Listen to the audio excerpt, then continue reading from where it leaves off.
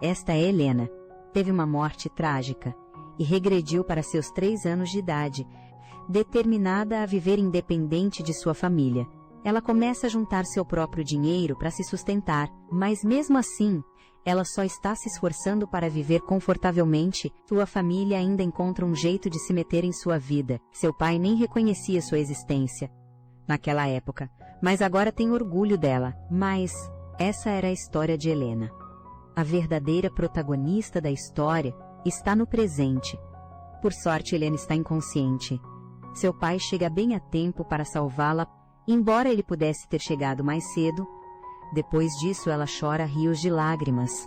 Enquanto abraça o pescoço de seu pai, ele então ordena que todos se preparem para retornar ao palácio. Depois que eles partem, acontece que uma garotinha foi deixada para trás e esquecida dentro da caixa onde Helena estava. Ela chora pensando que nunca houve nada de bom em se envolver com a protagonista. Ser ignorada a deixa exausta de viver como uma figurante. Ela achou que viveria uma vida sem estresse, como uma nobre qualquer neste mundo. Mas não, esse pensamento foi despedaçado quando ela teve que encarar suas responsabilidades como nobre, tão jovem. Seu nome é Haveler Felicity. Seu pai sempre se devotou à família real. Ela se pergunta como seu pai e sua família nunca sequer apareceram na novel que ela leu. Tudo começou quando Liam Curtis Hostel, o imperador cruel obcecado por sua filha, declarou um dia qualquer como feriado. Só porque sua filha o chamou de pai naquele dia, mas alguém ousou se opor a isso. E não foi ninguém menos que o pai dela, o Duque Felicity. Como resultado, a casa Felicity foi incriminada por conspirar com uma nação inimiga, levando-os à ruína. Ela foi a única que restou aos 7 anos de idade. Ela não odiava seu pai, mas ela nunca jamais seguiria o caminho que ele seguiu. Bem, de nada adiantou. Ela se tornou a provadora de veneno oficial da princesa, uma serva da família real. Uma criança como a Haveler está indefesa à mercê ou da falta de piedade dos servos da família real. Ela é maltratada só por ser filha do criminoso, o Duque Felicity. Ela exclama como essas pessoas são insanas por deixar uma criança tão frágil ser enviada para as minas ou até para a morte certa. Então ela se lembra daquela época, quando ela leu a novel original. A ruína da família dela nunca foi explicitamente detalhada. Isso significa que Haveler é uma personagem aleatória. Não foi escrita, o que significa que seu destino não está selado, contanto que ela fique longe de problemas, especialmente com a princesa. Então há uma chance de que ela possa viver uma vida pacífica. Ela agora está determinada a aguentar qualquer punição que eles apliquem. Bem lá se foi o plano de não se envolver. Ela se tornou a provadora de comida oficial para a princesa. Uma provadora de comida é alguém que prova a comida a ser servida para a família real. Seu papel é crucial para evitar qualquer assassinato por envenenamento. As pessoas costumam pensar que é um privilégio comer como a realeza, esquecendo que isso arrisca totalmente a sua vida. Por enquanto, Haveler tem sorte de ainda não estar morrendo. Logo, Helena chega para ser recebida calorosamente pelas criadas, e não demora muito para que ela note Haveler. Embora esta última não esteja realmente se divertindo com tudo isso, Helena então checa como Haveler está, como se ela tivesse acabado de conhecer uma nova amiga. Por enquanto ela não parece má. Ela na verdade parece até que gentil. Por estender a mão para ela, mais tarde naquele dia, Haveler vomitou toda a comida que comeu. Ela não está acostumada com aquele tipo de refeição, chegando a dizer que o pão sólido e duro que ela tinha na masmorra era muito melhor. Mas, se não fosse por Helena, ela teria sofrido mais naquela masmorra. Agora elas estão na parte da novel, onde não acontece muita coisa, mas uma coisa é certa nesse ritmo. Ela vai morrer, então ela bola um plano para conseguir viver no Palácio Real. Ela tem que encontrar um jeito de resistir a veneno. Ela então se lembra de uma flor chamada Rapier, que aparentemente é um antídoto para veneno, que ela descobriu na segunda metade da novel. É rara, mas por sorte, o palácio tem uma abundância de flores exóticas. Determinada a viver, ela decide pesquisar mais sobre as flores. Mas é claro que não vai ser fácil. Ninguém sequer emprestava uma enciclopédia a ela. Por sorte, um bom samaritano vê tudo isso e atira um livro no homem que repreendia a criança. Para a surpresa de Haveler, o Duque Feshalaberry está aqui para salvar o dia. Bem, não exatamente. Ele é um velho inimigo da casa Felicity.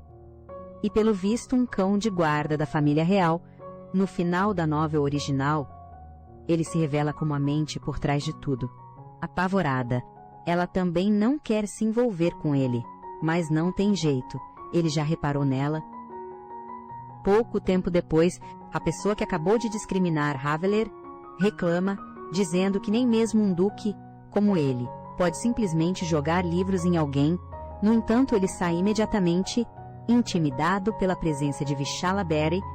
Ela reflete que pode realmente morrer se não conseguir colocar as mãos na enciclopédia de plantas, mas, por sorte e por algum motivo, o Feshalaberry a favorece, então ela aproveita essa oportunidade para perguntar a ele.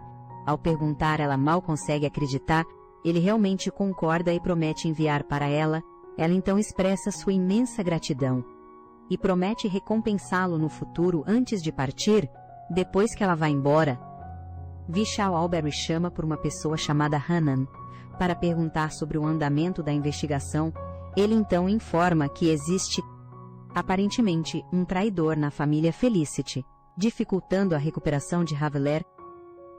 Há 2 meses, Feshalaberry recebeu uma carta do Duque Felicity solicitando proteção e apoio para sua filha, muito parecido com seu pai Uriah. Felicity Haveler era considerada de coração fraco por Feshalaberry, que decide tratá-la com gentileza. Atualmente, Helena está aproveitando graciosamente seu passeio a cavalo, enquanto isso Haveler está sofrendo, pois ela continua a devorar a comida que não para de chegar. Ela nem teve tempo para ler a enciclopédia, que lhe entregaram há pouco. Ela nota o cavalheiro chamado Ken Ashley, a pessoa que atacou a família Felicity primeiro. E bem quando ela amaldiçoa, ele de repente cai do cavalo. Bem, pelo menos isso serve de diversão para Haveler. Naquela tarde, ela finalmente tem tempo para ler a enciclopédia. Graças à queda de Kane do cavalo, ao ler, ela fica ainda mais determinada a sobreviver e a viver uma vida feliz. Mas bem quando ela está se animando, ela vê um garoto desconhecido, estranhamente sentado ali. Haveler reconhece os traços do garoto, semelhantes aos da família real. Mas por que ele está usando roupas surradas? Além disso, Helena deveria ser a única herdeira restante, então quem é ele exatamente? Pensando nisso, ela decide perguntar a ele, mas ele não responde. Quando ela olha para baixo, ela percebe que pisou em flores. No túmulo, ela se desculpa rapidamente e a substitui por flores novas. Ela então pergunta de quem é o túmulo, mas o garoto responde de forma grosseira. Pelo menos ele está falando. Justo quando ela ia se desculpar de novo, ele casualmente diz a ela que é o túmulo dos pais dele. Ela se pergunta se ele também não tem nenhuma lembrança boa deles. Quanto mais ela pensa nisso, mais ela percebe que o faz lembrar dela. Logo depois ela pega na mão dele, desejando que ele tenha dias bons, cheios de sorrisos e memórias felizes. Apesar de seus olhos transbordarem de sinceridade, ele ainda é um pouco rude. Mesmo assim, Haveler continua a irradiar otimismo e não demora muito para ela perguntar a ele se ele conhece o florete de flor, embora ele não tenha dito nada. Antes de ir embora, ela parece convencida de que ele vai ajudá-la. Depois que ela vai embora, o garoto olha para a mão, maravilhado. Alguns dias depois, no Jardim Imperial, Helena prepara um bolo de aparência horrenda para seu pai, porque é o dia da gratidão. Claro que, apesar da aparência do bolo, o pai dela a elogia cegamente. Enquanto isso, Haveler está preocupada. Ela não consegue encontrar a planta que procura, nem o garoto a quem quer pedir ajuda. Ela então recebe notícias sobre Feshalaberry, acreditando que a informação que ela forneceu estava correta. Embora já tenha desistido da vingança, ela ainda não consegue perdoar o imperador, enquanto ela continua provando a comida. Antes que ela perceba, sangue escorre de sua boca, e ela desmaia de repente. Enquanto sua consciência se esvai, ela se arrepende de não ter encontrado Rapier antes. Enquanto isso, o garoto carregando um monte de Rapiers se pergunta o porquê. Há uma comoção. Raveler está sentindo dor, lentamente perdendo a consciência, e a última coisa que ela vê é Vishala Berry, a quem ela confunde com seu pai. Ela se lembra da época em que seu pai lhe disse para nunca guardar ressentimento, não importa o que, mesmo que algo terrível aconteça, ela deveria apenas sorrir, porque com isso seu coração se acalmaria. Naquela época ela nunca entendeu de verdade, mas depois percebeu que tudo o que seu pai sempre quis era que ela abandonasse essas emoções negativas e buscasse a felicidade. Se ao menos ela tivesse lembrado disso antes, ela poderia ter escapado com todo mundo. Agora, ela está indefesa e não consegue nem abandonar suas emoções negativas. O garoto encara Raveler, chorando enquanto dorme. Ele carrega um monte de Rapiers e os coloca na mesa de cabeceira dela. Uma semana depois, ela acorda arrasada. Ela realmente achou que estava morta. Ela também não esperava ser salva por Vishala Berry. 2 vezes, chegando ao ponto de dar o seu quarto particular para ela. Embora ela aprecie muito isso, ela acha que ele só a ajudou por causa da informação que ela forneceu. Aquela informação era sigilosa, e graças a isso eles conseguiram recuperar terras que de outra forma teriam sido tomadas pelo imperador, então naturalmente eles estariam curiosos por mais, mas ela não pode simplesmente ajudá-los cegamente, mesmo que ele realmente a tenha salvado. Ela está em conflito, mas decide deixar esse pensamento de lado. Logo ela percebe os Rapiers ao seu lado, e imediatamente sabe que são do garoto. Ela até se lembra vagamente de que ele lhe deu uma pétala, é por isso que ela está curada agora. Ela então se prepara rapidamente para vê-lo. Mas quando ela sai pela porta, Helena parece sendo amigável até demais. E preocupada com Raveler, o que a deixa desconfiada. Como ela conhece uma mera provadora de comida, Helena então faz uma pergunta bombástica. Se Raveler gostaria de ser sua dama de companhia, desencorajando-a de continuar em seu trabalho perigoso e apenas trabalhar ao lado dela, se tornar uma dama de companhia para a filha de um tirano que executaria alguém que o incomodaria um pouco, o que não era nada bom para Raveler. Uma serva o informa a Helena que os cavaleiros acabaram de voltar depois de matar uma fera mágica, mas antes de sair, ela nota as flores florete e as admira. Partindo o coração de Raveler, ela fica ainda mais desconfiada dela. Helena então pede que ela lhe dê as flores, e Raveler não tem escolha a não ser concordar bem, quando ela pensava que as coisas estavam indo bem. Isso aconteceu bem quando ela decide procurar o garoto, para pedir a ajuda dele para encontrar mais flores florete. Ela não consegue sair, por causa de toda a agitação no palácio. Ela então vê um homem ferido pela fera mágica, e por ele ser apenas um plebeu, ele não recebe muita atenção, embora ela queira fechar os olhos. Ela não consegue deixar de ajudar o soldado indefeso. Como é veneno, ela decide dar a ele uma pétala. Ela então diz a ele que a pétala é como uma parte da vida dela, então ela espera que ele retribua o favor um dia. Depois de 6 horas, Raveler está exausta de tentar encontrar mais flores florete, e o bilhete no túmulo também sumiu. Ela então decide conservar sua força e descansar por hoje. Mas bem, quando ela está prestes a cochilar, o garoto entra de repente, mas antes que ela pudesse recebê-lo, ele a confronta perguntando o que ela sabe sobre ele. Apesar do garoto ser intimidador, Raveler não está nem um pouco assustada. Pelo contrário, ela fica feliz em vê-lo. Pelo visto, ela o enganou na carta só para que ele viesse. Irritado, ele decide ir embora na mesma hora, sem ouvir uma única palavra dela, mas ela se agarra nele com força. Ela só quer agradecê-lo por salvar sua vida. Ela não pôde agradecê-lo na carta. Então ela quer fazer isso pessoalmente. Ela então pergunta onde ele conseguiu o florete, e ele só responderá se ela soltar a mão dele. Mas ela não quer porque ele simplesmente fugiria. Ele garante a ela que não vai. Cansado da teimosia dela, ele decide levá-la até o local, e ao chegar e ver a quantidade de floretes, ela rapidamente o abraça com força grata. Ela diz a ele que se tornará seu anjo, para salvá-lo em momentos de necessidade. Embora ele ainda esteja confuso sobre como ela o conhece tão bem, é justo que ele também saiba algumas coisas sobre ela. No dia seguinte, presentes dos aldeões chegam ao palácio. Haveler não fica feliz com isso, pois ela se lembra da noite em que salvou, torcendo para que ele se recuperasse. Agora ela está saboreando a comida tranquilamente, já que ela tem muito rapier em estoque. De repente, Helena chega e, vendo que Haveler ainda está provando comida, significa que ela está rejeitando a oferta de Helena para se tornar sua criada. Helena então tenta enganá-la, dizendo que protegê-la é um trabalho muito importante, mas isso só piora as coisas, pois agora Helena quer ser amiga dela. Ouvindo isso, a criada intervém, mas desiste rapidamente ao ver a convicção de Helena. Nossa, como a Haveler pode ser tão azarada!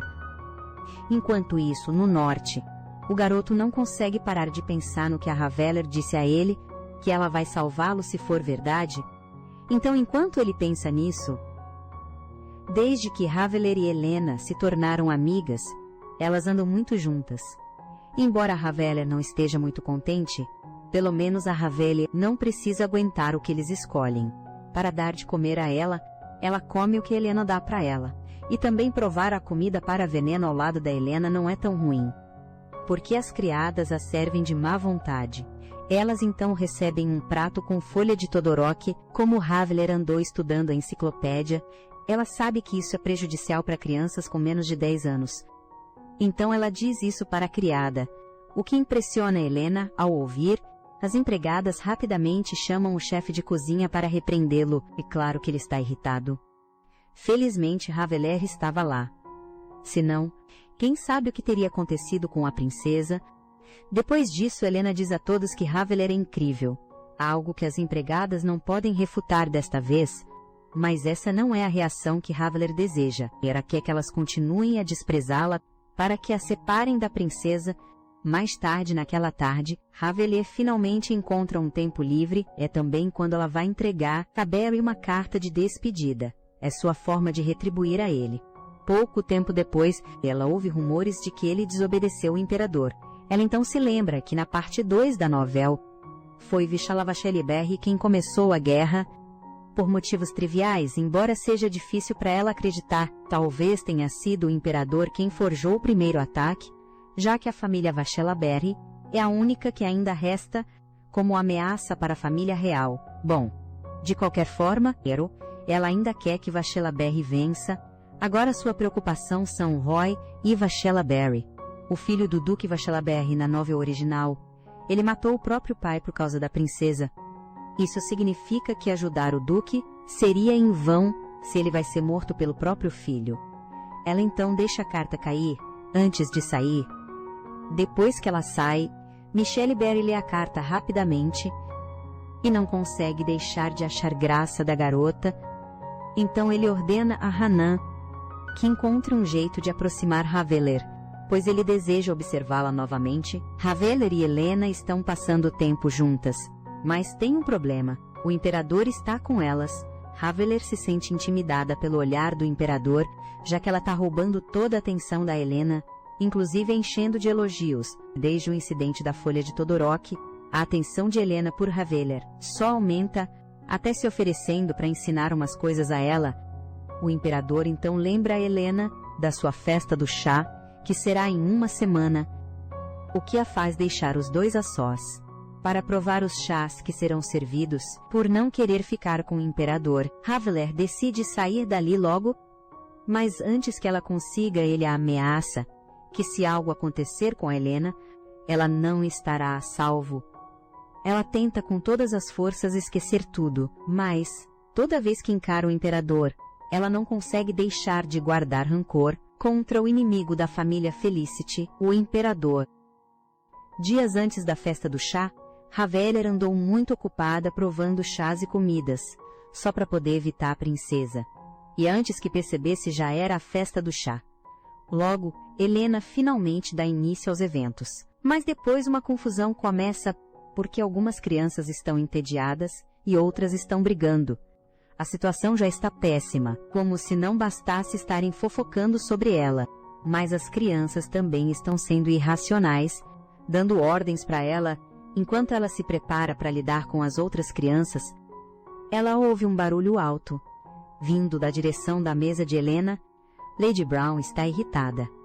Porque as palavras de Jacqueline para a princesa foram rudes, mas embora Helena saiba disso, para ela, se alguém é rude com ela, é algo que ela mesma deve julgar e não os outros, então ela repreende duramente a Lady Brown, na frente das outras damas, fazendo-a se calar e provavelmente arruinando sua experiência.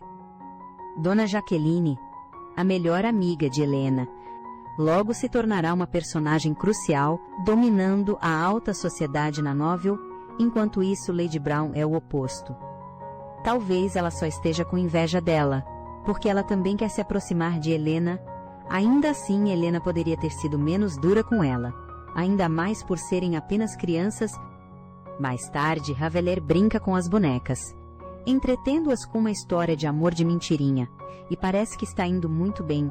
As crianças estão se divertindo, embora os adultos não muito.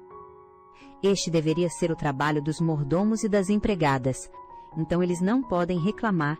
Então Raveler continua. Nos dias seguintes, Raveler recebe presentes como agradecimento. Das damas que participaram da festa do chá, ela reluta em aceitá-los.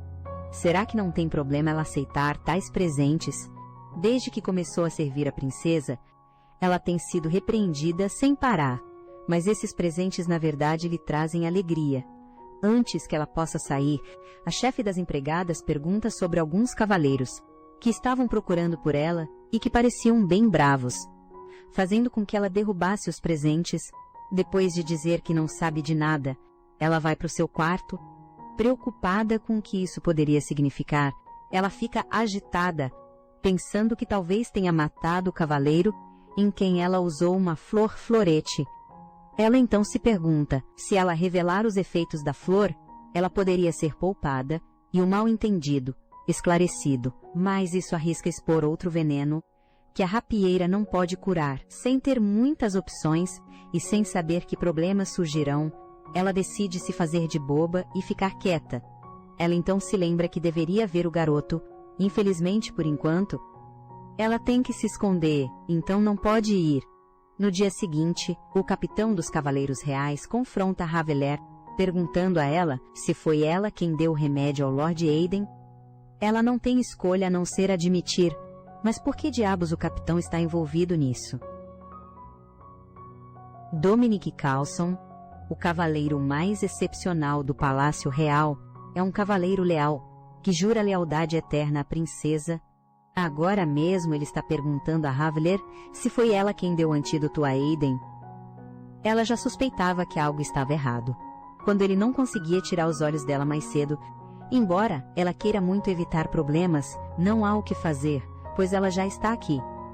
Ela admite com orgulho que foi ela quem lhe deu o remédio. Por que ela não estaria orgulhosa? É o segredo de família da Casa Felicity, um antídoto universal inventado por Torvis Luron, um sábio da família e antigo mentor de Raveler. Dominic então a tranquiliza, dizendo que ela não tem com o que se preocupar. Ele também se desculpa por não ter agradecido a ela primeiro. Então sim, acontece que Eden está a salvo. Aparentemente, o motivo de ele estar chateado foi um mal-entendido, mas, acima de tudo, ela está tomada por uma alegria indescritível. Enquanto Dominic se ajoelha e acaricia sua cabeça em agradecimento, ele então diz para ela o chamar, se ela precisar de qualquer coisa, o que a faz se lembrar do garoto, embora ela sabe que não deveria se envolver mais. Ela precisa pedir a ajuda dele para se encontrar com o Grão-Duque. Alguns dias depois, Raveler se sente sortuda por Dominic ter realmente atendido ao seu pedido, até mesmo a alertando sobre possíveis perigos. Ela está em conflito apesar de ele ser um dos cavaleiros que aniquilaram a família dela. Ele ainda assim fez de tudo para ajudá-la. De repente, Ariel Eden chega, quem Raveler parece não reconhecer no início, depois de expressar sua gratidão. Ele a levanta para carregá-la pela montanha. Já que é um caminho perigoso, ela então diz para ele não se esforçar demais, especialmente porque ele ainda está se recuperando e que ele não a verá novamente, porque ela é uma provadora de venenos e uma Felicity. Ouvindo isso, ele pergunta se ela deseja deixar o palácio, mas, pensando que está sendo testada, ela mente e diz que na verdade gosta dali. Ele então diz a ela que se algum dia precisar de ajuda, ele ficará feliz em ajudar, e ela agradece. Pouco depois, eles chegam ao castelo de aparência precária, o que intimida Raveler um pouco ao vê-lo. Raveler se pergunta se este é realmente o castelo do Grão-Duque. Talvez este castelo seja apenas um disfarce para esconder o verdadeiro. Ariel sussurra, lembrando-a de manter a existência do Grão-Duque em segredo, porque ela está sendo vigiada, não importa onde vá. Depois do aviso, ele a deixa sozinha para explorar. Ela então se pergunta, por que o Grão-Duque está vivendo em um lugar tão em ruínas? Ela também se pergunta, por que o imperador mantém o Grão-Duque vivo, sendo ele tão perigoso? Talvez ele seja valioso, e então ela o vê, e ao vê-lo, ele imediatamente pergunta o que ela está fazendo, ao que ela responde que veio, porque prometeu perguntar o nome dele. Aparentemente, a única diferença entre Lian e o Grão-Duque é a legitimidade. O imperador é um usurpador, que roubou injustamente o trono do herdeiro legítimo. Por causa disso, ele está na mira de oponentes políticos, mas o Grão-Duque é o filho do antigo príncipe herdeiro. Talvez a razão pela qual o imperador o deixa perambular pelo palácio seja para usá-lo como isca. Raveler diz que quer ser amiga do Grão-Duque, o que o deixa confuso e o faz mandá-la embora. Mas ela insiste que se for para nunca mais o ver, então tudo bem, desde que ele lhe dê a chance de ficar. Só desta vez. Ela então se apresenta amigavelmente, compartilha seus hobbies e interesses e continua dizendo que vai se esforçar para alcançar sua felicidade. Ela diz a ele que ela o guiará para a felicidade também, para convencê-lo a ser seu amigo. Ela o segue por toda parte. Mas sem que eles saibam, alguém os está espionando. O espião se reporta a Lian que o Grão-Duque e Raveler parecem estar se dando bem. Ele então propõe eliminá-los, mas Lian diz a ele para deixá-los em paz por enquanto, porque a Lina a favorece no momento. Liam está pensando em maneiras de lidar com Raveler. Na manhã seguinte, o professor de Helena está muito impressionado. Helena acabou de resolver um problema que ninguém conseguiu resolver em 100 anos. Na novela original, era para ser uma conquista do professor, mas que seja. Depois que ele sai, Helena nota Raveler costurando. Ela então a desencoraja de continuar e diz para ela aprender com ela na aula, mas não importa o quanto Raveler recuse, Helena é persistente. Rainiel, a empregada-chefe, diz a Helena que Raveler pode ter dificuldades para acompanhá-la se elas estudarem juntas, fazendo Helena desistir da ideia. Pouco depois, ela pergunta a Rainiel se ela encontrou o culpado pelo envenenamento, mas infelizmente, ainda nada. Raveler sabe quem é o culpado pelo envenenamento, que só será revelado 10 anos depois, quando Helena for adulta e a família imperial estiver no auge da felicidade. Pouco depois, Julia entrega o almoço de Raveler, fazendo-a se perguntar por que ela preparou uma fruta tão cara. Enquanto a encara, ela percebe a reação tímida de Julia, o que aumenta a confusão de Raveler. Helena então comenta o quão feliz está por Raveler estar se dando bem com todos, o que deixa Raveler estressada. Raveler não quer isso, que eles mudem de atitude com ela só por causa da Helena. Embora ela admita que está bem melhor do que antes, ela ainda se sente inquieta. Ela então pede a opinião do pequeno duque, mas ele não quer ser interrompido em sua leitura. Em vez disso, ela diz para ele ir ao quarto ao lado para ler um livro que ela recomenda. Isso é apenas um pretexto para que ele encontre um bilhete que ela deixou lá de propósito. Um bilhete que explica como ele pode se salvar. Eles então trocam umas provocações, o que agrada a Raveler, porque parece que o relacionamento deles melhorou, mesmo que só um pouquinho. Alguns dias depois, Helena apresenta Raveler para suas amigas. As amigas de Helena elogiam Raveler por ela se dar bem com todo mundo. Durante a festa do chá, uma das amigas de Helena presentes é Michelle Thalia, uma grande fã do senso de moda de Helena. No entanto, ela também tem um lado vingativo, já que ela mesma queria punir a Lady Brown, mas o imperador já fez isso. Então não adiantava mais. As moças então conversam sobre o príncipe Ryan Vishalaberi, deixando a Lina muito animada. E junto com isso, elas falam sobre o pai dele, imaginando por que ele está recusando a guerra. Apesar do inimigo ter insultado a princesa, Havler está cansada de ouvir essas pirralhas sem noção.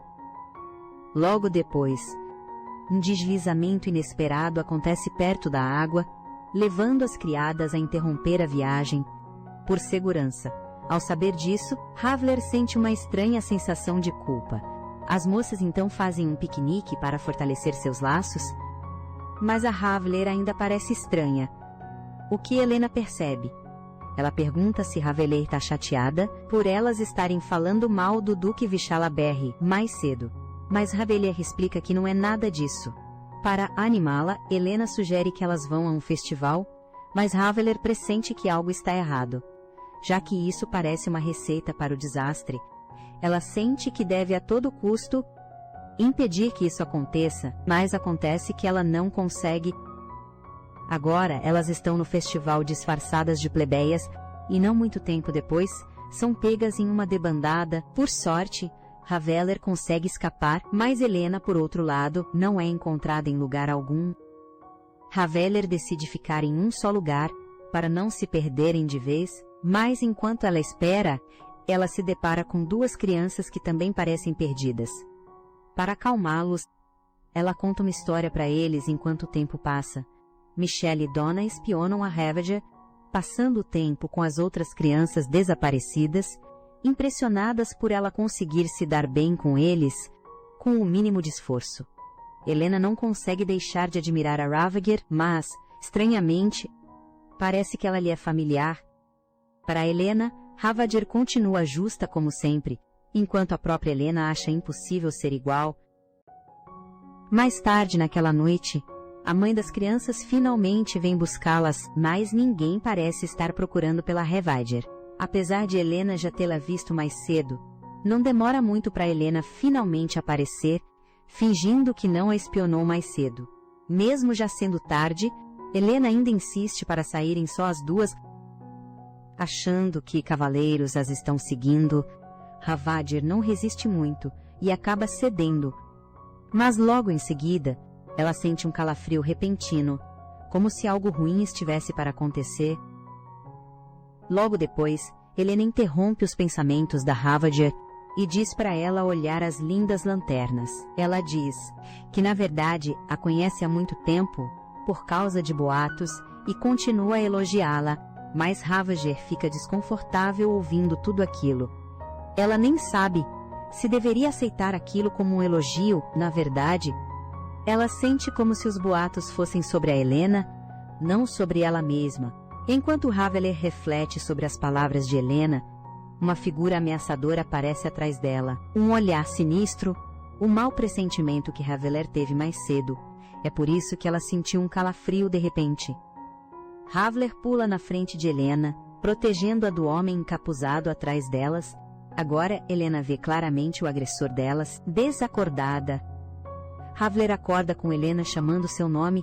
Em vez de responder à preocupação de Helena, Havler pergunta se ela está machucada, e nota um arranhão na mão dela. Preocupada que o imperador vá ficar bravo, Helena olha em volta distraída e percebe que estão numa cabana abandonada, longe da capital.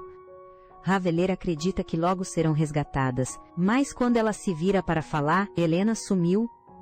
Ela encontra um buraco na parede e insiste para que fujam. Havler tenta convencê-la a esperar, mas Helena está determinada. Se o verdadeiro alvo for o pai dela, elas não podem ficar. Helena se arrasta para fora e ajuda Havler a passar. Nesse exato momento, um homem aparece. Chocados que eles escaparam, Helena protege Havler e o confronta, dizendo que ele não vai se safar por machucar uma princesa. O homem zomba dela, dizendo que uma princesa não importa, e ordena que eles voltem para dentro. Ninguém virá para salvá-los. É então que Havler percebe. Ele é da facção anti-imperador. O homem provoca Helena, dizendo que o pai dela provavelmente já foi pego. Helena exige respostas, mas ele fica em silêncio e agarra o pulso dela, forçando-os a voltar. Helena tenta resistir e Raveler intervém, agarrando o braço do homem e ordenando que ele solte a Helena. O homem se enfurece e agarra Raveler pelo colarinho. Com o homem distraído, Raveler insiste para que Helena corra e chame o imperador. Em vez disso, Helena joga uma pedra, mas acerta Raveler por acidente. Raveler apaga e acorda em um quarto escuro. Amarrada e amordaçada, ela ouve a voz do imperador. Ele veio buscar Helena, ele abraça sua filha enquanto ela se agarra a ele. Ansiosa para deixar Raveler, ainda presa, ela acha que a esqueceram. Ela também deu o seu melhor, porque é sempre assim. No dia seguinte, as criadas do palácio são informadas que a princesa está segura e que o imperador está a caminho. Haniel cai de joelhos, aliviada. Júlia pergunta o que aconteceu com a criança, que foi levada no lugar da princesa. O cavaleiro diz que não há notícias. Então eles presumem que a criança está morta atrás dos arbustos. O pequeno duque escuta tudo e fica chocado. Raveler está morta, o pequeno duque sai correndo. Sem querer acreditar no que acabou de ouvir, sua mente é invadida por memórias de Raveler, de como uma vez pensou que ela era uma espiã, e de como seus encontros estranhos continuaram. Ele para perto de uma árvore, recuperando o fôlego. De repente, ele grita, dizendo que sabe que tem alguém escondido. Um homem encapuzado escuta. Enquanto o pequeno duque exige que eles vão até o imperador, ele irá realizar o desejo dela. Enquanto isso, no fundo da floresta, Raveler tropeça pela mata, com os pulsos em carne viva pela corda que acabou de desamarrar. Ela debate se deve ou não voltar para o palácio, depois de ser deixada para trás, mas fugir sozinha é perigoso. Enquanto procura por um abrigo, duas pessoas a encontram. Aliviada, ela finge, dizendo que está perdida. Enquanto brincava de esconde-esconde com sua mãe, os dois, preocupados, oferecem para mantê-la segura até encontrarem sua mãe. Embora desconfiada, Raveler aceita e fica com eles. O momento parece perfeito demais. Isso a perturba, mas ela se convence de que, assim que recuperar suas forças, ela vai escapar se ficar atenta. Mais tarde ela estará segura. Ela come com o grupo ao redor de uma fogueira. Se misturando com facilidade, ela teme perder a chance de fugir. Uma mulher estuda seu rosto e diz que ao amanhecer, vão levá-la para a vila para tratar suas feridas. Sentindo-se exausta, Raveler tenta descansar, confiante de que também ingeriu o sonífero por precaução, mas enquanto faz isso, seu corpo enfraquece antes de ela desmaiar. O homem que a capturou mais cedo a ampara. Pouco antes de apagar, ela percebe que confiou nas pessoas erradas. No palácio, o pequeno duque se ajoelha perante o imperador, jurando cumprir seu dever.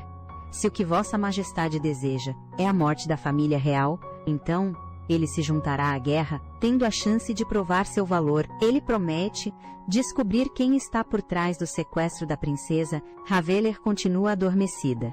Enquanto as pessoas que a enganaram conversam ali perto, Jessie se preocupa que os soníferos foram fortes demais. Mas Tom esbraveja que ela falhou em sequestrar a princesa, e agora está preocupada com uma criança. Se a garota for uma informante, ele diz, eles precisam se livrar dela. Raveler ouve isso, mas continua de olhos fechados.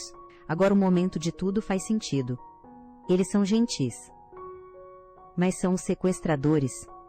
Ela espera eles saírem. Então se senta, se esse povo fosse de uma facção de verdade, talvez ela cooperasse.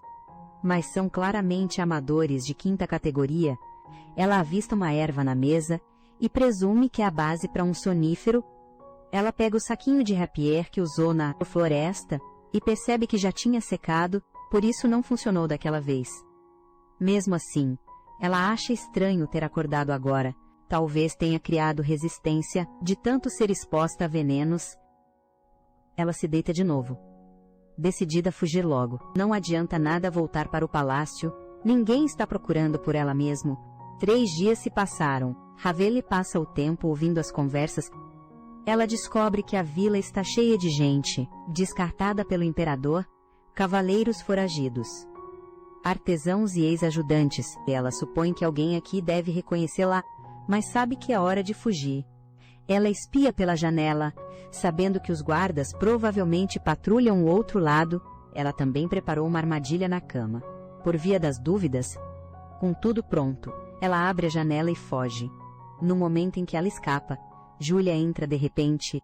Raveler congela lá embaixo, torcendo para que ela saia logo. Mas Julia vai até a cama e descobre que ela sumiu. Raveler dispara. Ela corre pela vila desconhecida, se escondendo atrás de arbustos. Seu coração dispara enquanto os sequestradores se espalham procurando. Então a mesma borboleta que ela viu ao acordar aparece de novo voando à sua frente como se a estivesse guiando. Ela está focada nela, quando um homem a encontra e levanta uma tocha. Pouco antes de atingi-la, uma espada o perfura. Raveler se vira. É o jovem duque? Ela o encara em choque, enquanto ele diz seu nome. Caillex Benactritin. Raveler corre para ele e o abraça. Caillex segura o rosto dela enquanto diz gentilmente que ele demorou demais. Já era tarde da noite. Os sequestradores são todos capturados. Raveler e Caillex sentam-se juntos. E Raveler pergunta por que ele veio. Eden, da Ordem dos Primeiros Cavaleiros, responde primeiro. Ele se voluntariou assim que soube que ela desapareceu. Caillex pede desculpas por ter se atrasado, mas Raveler agradece a ele. Por causa dele. Ela não se machucou e ela é muito grata por ele ter vindo por ela, quando Caillex a chama pelo nome. Layla. Ela fica surpresa. Envergonhada. Ela então se refere a ele como Vossa Alteza, mas Caillex insiste para que ela o chame pelo nome e o trate com informalidade. Raveler Core concorda. Ela então pergunta por que ele está usando um uniforme de cavaleiro e se algo aconteceu com o imperador. Caillex responde que fez o que ela sugeriu. Ele disse ao imperador que entrou na guerra. Ele mostra a ela o bilhete que deixou, dizendo que agora é hora de saber o porquê. Ir para a guerra é a única forma de ele sobreviver. Raveler fica sem palavras, pensando que é natural ele perguntar. Ela se lembra que a guerra que insistiu para ele entrar foi uma guerra civil sangrenta com as forças aliadas, brutal, e que durou mais de uma década.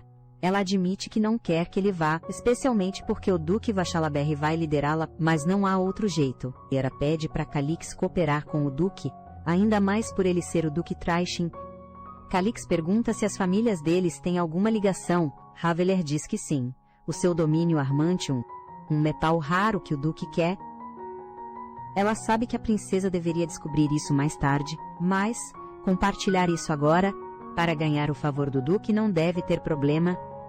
Ela continua dizendo, esta vila está cheia de pessoas, cujas vidas foram arruinadas pelo imperador, muitos foram consumidos pela vingança, mas ainda assim construíram famílias e sonharam com o amanhã. Ela pergunta a Caillex se eles podem ser assim também, felizes juntos, e o convida para ver o mar com ela um dia. Caillex segura o rosto dela, segura a mão dela e diz que eles serão felizes juntos. Ele não vai mais fugir.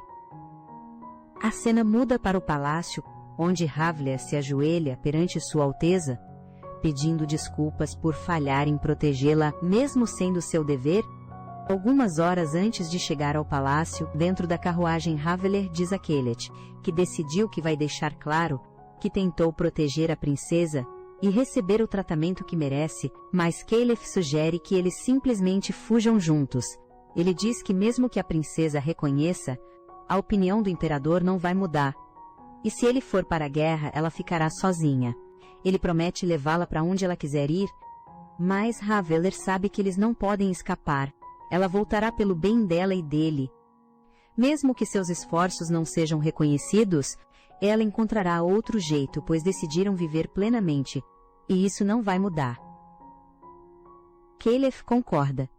Enquanto Raveler aponta para o sol nascente, ele percebe que o mais importante é ter a força para proteger o que importa. No palácio, um pombo entrega uma carta para Helena. Ela chama por Rainiel animadamente. Raveler está voltando emocionada. Helena quase chora de volta na floresta. Ela realmente pensou que Raveler tinha morrido da pedra que ela jogou. Ela nunca tinha visto tanto sangue. Lendo a carta, ela se preocupa. E se Haveler guardasse rancor dela, quando Haveler se ajoelha diante dela, pedindo desculpas por falhar em protegê-la, Helena entende que não. Helena levanta dizendo para não se humilhar. Haveler é sua salvadora, e que nunca mais deveria falar daquele jeito. De repente, se lembrando de algo, Helena chama Rainiel para trazer um presente. Ela abre a caixa na frente de Haveler, um uniforme de empregada. Helena animadamente pede para ela se tornar sua empregada pessoal e diz que já pediu o perdão dela. Haveler não consegue acreditar, agradece e promete servir com todo o coração. As empregadas por perto elogiam Haveler por salvar a princesa. Alina ouve e sente uma pontada de ciúme. Ela se pergunta por que Haveler sempre recebe os elogios, sendo que foi ela quem deu uma nova vida para Haveler, liberdade de uma vida de escrava. Mais tarde, Haveler pede licença, pois é hora da refeição de Helena. Helena se acalma pensando que está exagerando. Ela se lembra que nesta vida ela é admirada e ninguém pode tirar isso dela. Mas mais tarde, naquele dia, Helena vê uma empregada rasgando elogios para Haveler, chamando-a de sua grande admiração. O coração de Helena afunda, porque seus maus pressentimentos estão sempre certos. Finalmente, as chamadas férias de uma semana de Rebela chegam ao fim, e ela retorna oficialmente às suas funções. Como uma empregada do palácio, ela varre o chão, verifica os suprimentos da cozinha e lava a louça sem reclamar. Terence a observa com preocupação, se perguntando se é difícil se readaptar ao trabalho, mas Rebela insiste que essa é sua responsabilidade. Terence a aborda com uma proposta incomum. Ela precisa de alguém para provar vestidos para a princesa herdeira antes de uma reunião diplomática, já que Sua Alteza não voltará até tarde. Elas precisam de alguém com medidas parecidas para ajudar com a prova. Em troca, Rebela pode sair mais cedo do trabalho hoje. De qualquer forma, ela está mais animada para ir embora. Sem hesitar, Rebela concorda. Terence a leva para um quarto silencioso, cheio de vestidos e acessórios, e elas experimentam algumas perucas para completar a ilusão. Quando Rebela aparece com o vestido real, com madeixas douradas, Terence fica olhando, chocada com a semelhança incrível. Ela ajeita a peruca gentilmente em frente ao espelho, e a elogia dizendo que o loiro combina com ela, mas o rosa combina ainda mais com a alma dela. Rebela encara seu reflexo, surpresa com a elegância do vestido, e como tudo parece real, em uma mesa próxima, ela percebe que Terence desenha modelos elegantes, cheios de imaginação e graça. Uma lembrança da novel surge.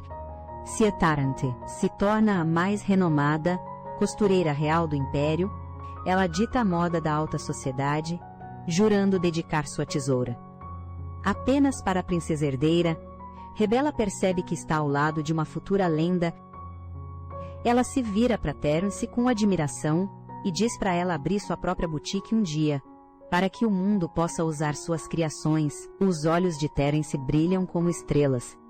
O olhar de alguém com um destino brilhante demais para ser ignorado. Rebela imagina Caelix também, vestido com as criações de Terence, os dois livres para seguir o que amam.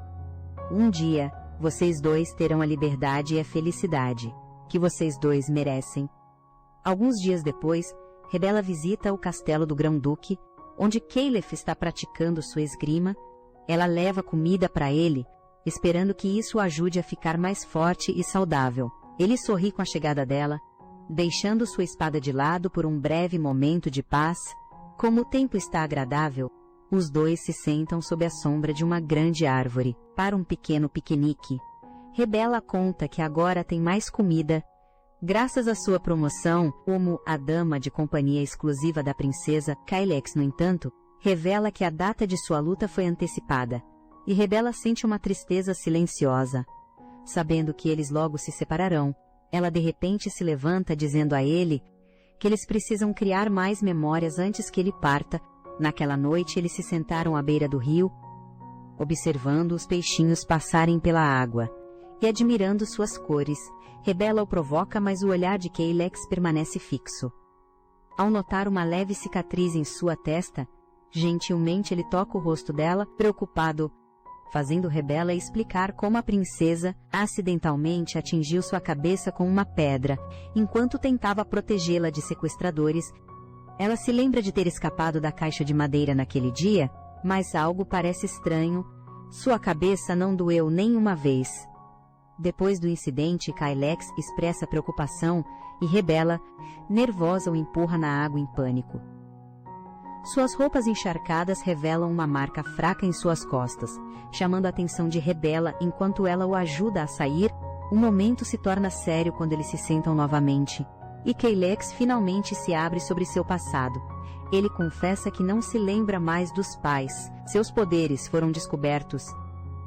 A dádiva do dragão lendário, passada pelo primeiro imperador, e ele foi aprisionado em um castelo do norte.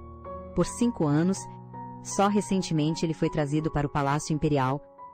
Rebella escuta seu sofrimento, suas lágrimas caem enquanto ela o consola.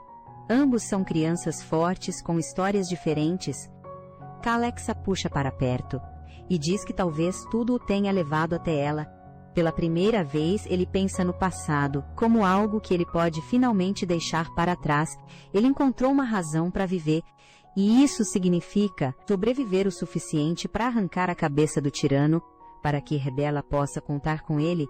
No dia seguinte, no Palácio da Princesa Imperial, Rebella retoma suas tarefas habituais, varrendo os corredores, regando as plantas e servindo chá, com graça. As outras criadas elogiam sua maturidade e diligência. Apesar da pouca idade, o elogio delas faz Rebella sorrir, pois todos os seus esforços estão finalmente sendo reconhecidos. Ela merece. Enquanto abre as cortinas no escritório da princesa, ela se pergunta se talvez ninguém mais desgoste dela. Ser apreciada por seu trabalho é gratificante, quase como se ela finalmente tivesse encontrado seu lugar. Mas então ela nota a princesa sentada em sua escrivaninha, visivelmente lutando com alguma coisa. É a primeira vez que elas conversam, desde que Rebella se tornou sua dama de companhia oficial. A princesa quer escrever uma carta para Royan, um nobre cavaleiro e um dos protagonistas da história, mas ela tem vergonha de expressar seus sentimentos abertamente. Rebella sugere escrever a carta de um jeito que revele suas emoções de repente, sem ser direta demais.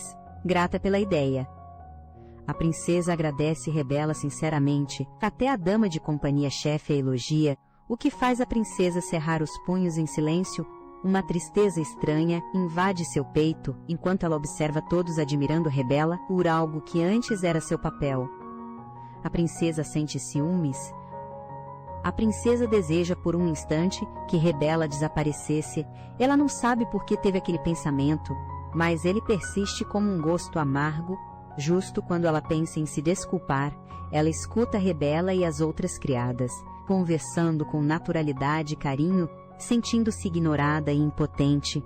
A princesa de repente joga um vaso para chamar a atenção. As criadas assustadas correm para o lado dela, preocupadas.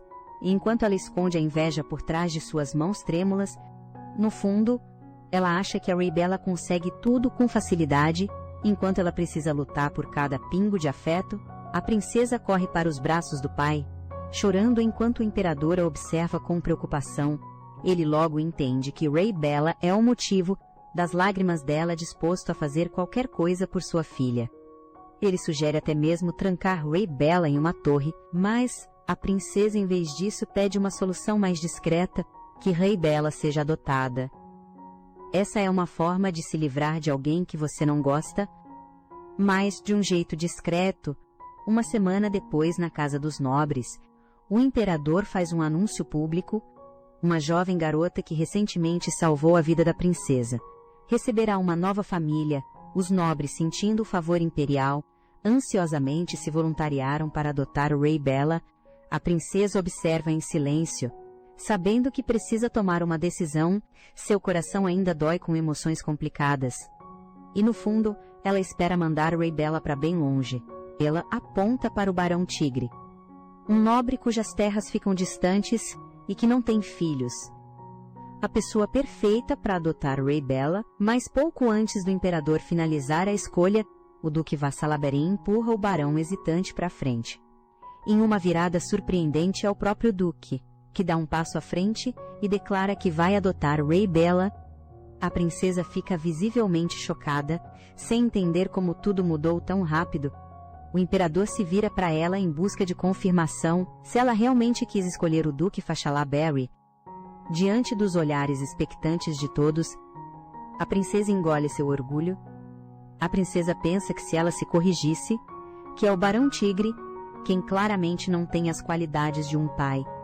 Isso destruiria a imagem de princesa bondosa, que todos imaginam. É a sua atuação de princesa bondosa. Mas no fundo ela tem tanta inveja de Raybella, que a quer fora de sua vista. Com os lábios trêmulos ela concorda com a cabeça, embora seus pensamentos estejam em outro lugar. Ela queria que Raybella desaparecesse, não que fosse parar nos braços de alguém como o Duque. O que é pior, Royan está presente lá na propriedade do Duque, e a ideia de Raybella perto dele a perturba. Ninguém percebe o jeito que a princesa abaixa a cabeça. Por fora ela parece composta, mas por dentro seu coração se aperta com arrependimento e medo. Ela se pergunta se Raybella agora viverá uma vida mais grandiosa, bem distante da dela. Enquanto isso, o imperador parece satisfeito com o acordo. Ele dá um leve sorriso, tendo orquestrado os eventos de acordo com seu plano, e assim, sob os olhares dos nobres, o destino de Raybella muda mais uma vez. Desta vez como a filha adotiva do Duque Micheberry. Raybella fica em choque ao ouvir que será adotada pelo Duque Michele Berry. Justo ele tinha que ser o homem que ela planejava evitar. O homem destinado a morrer pelas mãos do próprio filho. Ela mal tinha começado a se acostumar com a vida no palácio. E agora tudo está mudando de novo. Convocada à presença do imperador, Raybella sabe que precisa provar sua lealdade. Para ganhar sua confiança, ele lhe dá uma missão perigosa: relatar tudo sobre as ações do Duque de Shalabar. Para garantir sua obediência, ele prepara um veneno e seu antídoto incompleto. Sem hesitar, Raybella bebe o veneno. Mesmo com o coração disparado, ela mantém a cabeça erguida, jurando em silêncio que irá se vingar. O imperador sorri friamente, lembrando a ela que sua vida agora pertence a ele. Ele é tão cruel, mesmo com uma criança. Mais tarde naquele dia, Raybella se prepara para partir, mas algo pesa em seu coração. Ela quer se despedir direito do Keilex. Tomando coragem, ela pede permissão ao Duque Vishala Berry para sair por um instante. O Duque Vishala Berry a surpreende ao dizer que ela não precisa de permissão. Ela é sua filha agora. Mas então, ele a informa gentilmente que o Grão-Duque, o guardião de Kalex, já partiu para o campo de batalha. Chocada e sem querer acreditar, Raybella sai correndo para confirmar por si mesma. 2 noites atrás, Kylix visitou o Duque em segredo. Em troca do raro metal Armantium, Kylix implorou por ajuda, afirmando sua legitimidade como membro da realeza. O Duque, chamado por muitos de Cão Imperial, concordou em ajudar, mesmo sabendo que era traição ir contra o imperador. Ele deu a Keilex uma bola de metal e contou a ele sobre o comboio de mercadores que viaja a cada 3 dias. Ao amanhecer, era sua maneira de ajudar uma criança a sobreviver, mesmo que isso significasse traição. Quando Keilex parte, Raybella o encontra bem a tempo. Com lágrimas escorrendo, ela o repreende por partir sem dizer uma palavra. Keilex se acalma e promete a ela uma coisa: ele vai voltar vivo. Ela realmente se importa com o bem-estar dele, e ele aprecia isso. Raybella viaja com o Duque Vishala Berry em direção à sua propriedade na capital, a despedida de Keilex ainda fresca em seu coração. Embora ela tente se manter forte, a preocupação a consome. Ela sabe que ele vai sobreviver, mas isso não impede o medo. Ela se pergunta se Keilex gosta dela, esperando em silêncio para se reencontrarem um dia. Seus pensamentos se voltam para dentro. Será que ela vai aguentar a vida na mansão do Duque, como fez no palácio? Ela espera em silêncio que desta vez não precise lutar com tanto desespero apenas para sobreviver. Você consegue, não importa os desafios que a vida traga. Quando chegam, ela fica espantada com a calorosa recepção dos criados. Como se esperassem por sua chegada há muito tempo, seu novo quarto é grande e elegante, e todo o conforto é providenciado sem questionar. Pela primeira vez, ela se sente preciosa. Uma criada chamada Charlotte se apresenta como a criada pessoal de Rebella. Charlotte serviu tanto ao Duque Frio quanto ao filho dele, e diz que a mansão sempre pareceu sem vida, até que Rebella chegou. Sua presença, ela diz, trouxe alegria, como uma boneca viva entrando em seu mundo quieto. Mais tarde, Rebella encontra uma caixinha no meio de suas coisas.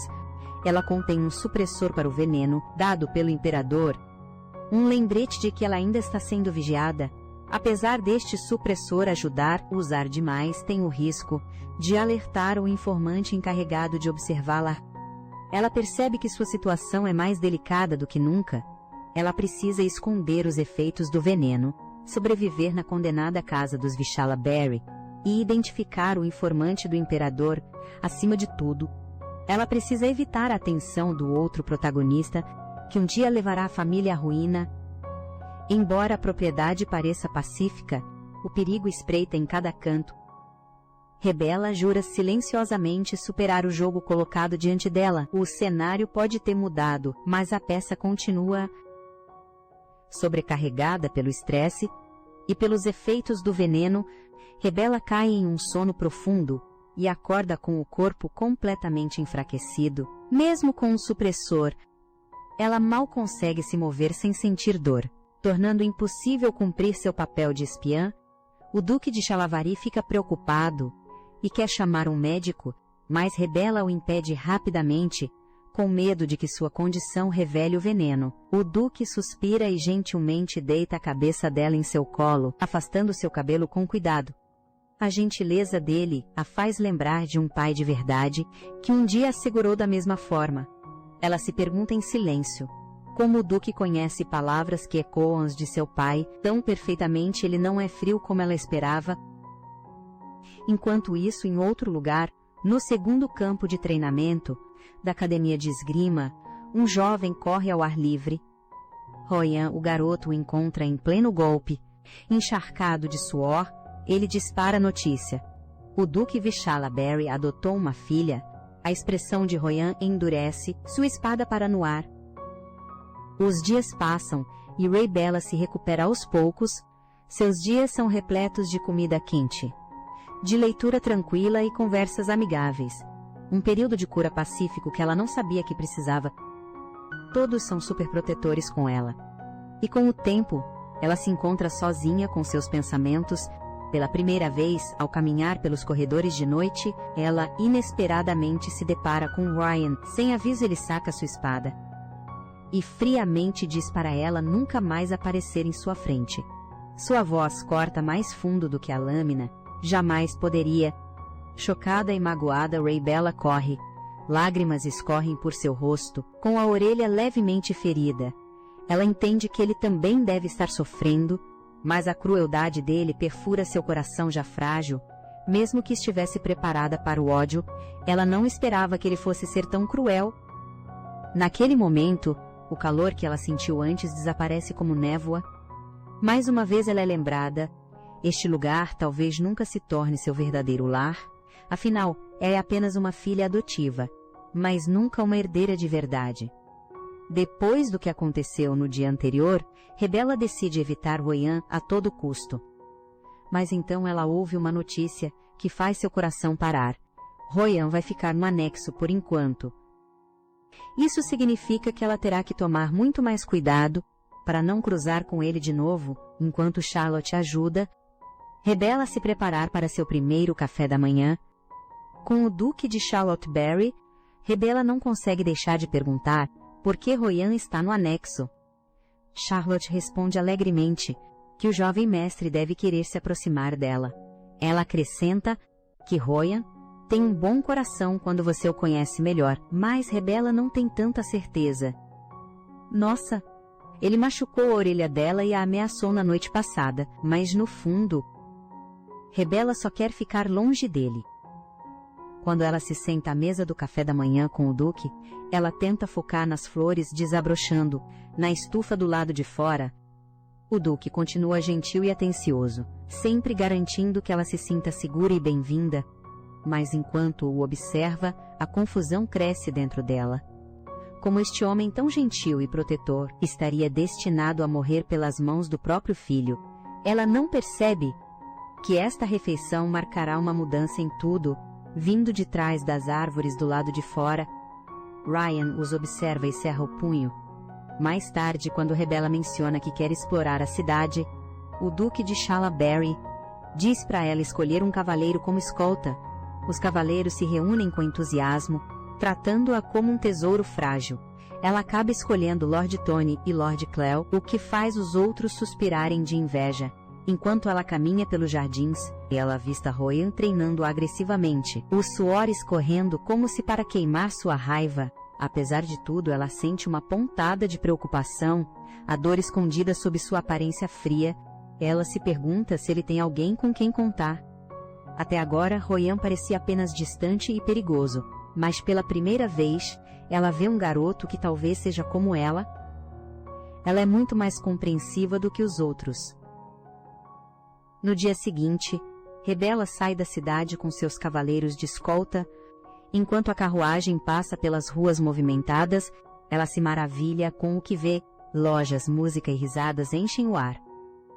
É a primeira vez em muito tempo que ela se sente como uma garota normal. Eles param na praça do mercado, onde ela brinca, come e ri com os cavaleiros. Em meio à sua alegria, um pensamento surge.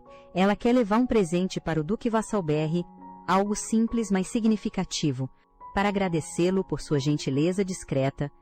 Seus olhos se fixam em um acessório do reino de Barbai, uma nação litorânea conhecida por seu artesanato de conchas raras. Na novel original, Barbai só foi mencionado uma vez como um lugar retirado da lista de férias da princesa. Ainda assim, esta simples lembrancinha carrega beleza e raridade, algo que o Duque nunca conseguiria facilmente. Ela compra 2 deles, um para o Duque Vishalberry e outro para alguém. Talvez para o Royan. No caminho para casa, ela aperta o presente com força. Mal sabia ela que o calor em seu coração logo seria testado. Ao voltar, ela ouve o som de espadas se chocando. No pátio de treinamento, o Duque Shalaberry treina Royan impiedosamente. Rebella observa de longe, curiosa e preocupada com a intensidade. No momento em que vê Royan no chão, uma lembrança horrível vem à tona. Alguns dias atrás ela machucou a orelha, mas mentiu, dizendo que foi uma queda. Na verdade foi o Ryan quem causou. A raiva dele explodiu em um momento de violência. Os servos, mais espertos do que ela esperava, tinham informado o Duque de Charlottebury, e agora ela entende o motivo por trás dessa punição severa. Seu estômago se revira com culpa e confusão. Ela nunca quis se tornar o pivô entre um pai e um filho. O presente se desenrola com o eco do aço. O Duque Vassalberry continua a treinar Royan, com disciplina rígida. Seus golpes são afiados e implacáveis.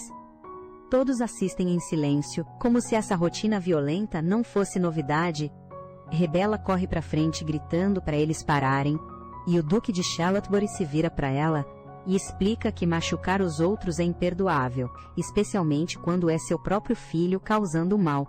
Agora que ele sabe a verdade por trás do ferimento na orelha dela, ele não vai deixar isso passar em branco. Rebella olha de relance para os olhos baixos de Royan e vê algo mais do que culpa. Ele está com raiva sim, mas também ferido de maneiras mais profundas que a pele. Ela percebe que entrou na vida deles de repente e roubou a pouca atenção que o Ryan tinha. Ela simplesmente entende como ele se sente. Ryan explode empurrando-a para longe em frustração, mas o Duque a segura bem a tempo. Ryan sai furioso sem dizer mais nada. O Duque apenas observa em silêncio, mas ele ainda vê Royan como seu herdeiro, mesmo que ele haja assim. Afinal, ele é filho dele. Rebella faz um pedido inesperado. Ela quer que seu quarto mude para a frente do de Royan.